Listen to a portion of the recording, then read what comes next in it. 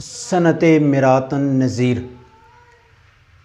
یہ بہت زیادہ استعمال ہوتا ہے 12ویں اور 11ویں دونوں کلاسوں میں۔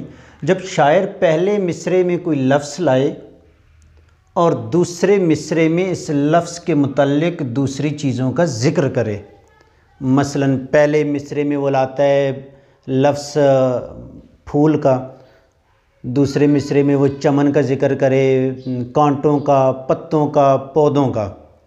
پہلے مصرعے میں ایک ذکر کیا اس نے جی فطرت کے حوالے سے ہے، صحرا ہے، اسی کی مناسبت سے وہ ریت کا، دشت کا، آوارگی کا ذکر کرے تو اسے کہتے ہیں میرات النظیر۔ یعنی شاعر پہلے مصرعے میں ایک لفظ لا رہا ہے اور اسی سے جڑی ہوئی دوسری چیزوں کا، اس کے لوازمات کا ذکر کرے۔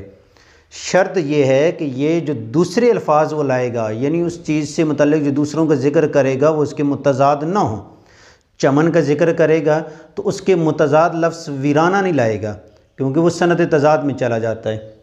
مثلا اقبال کا شعر ہے، آشنا اپنی حقیقت سے ہوا دہقاں ذرا، تو پہلا لفظ اس نے دہقاں یعنی کیسان کا سامنے لایا ہے۔ اب اس کی مناسبت سے دوسری چیزوں کا ذکر کر رہا ہے، دانا بھی تو، کھیتی بھی تو، حاصل بھی تو، اس سے حاصل ہونے والا پھل بھی تو ہی ہے، تو ہی سب کچھ ہے۔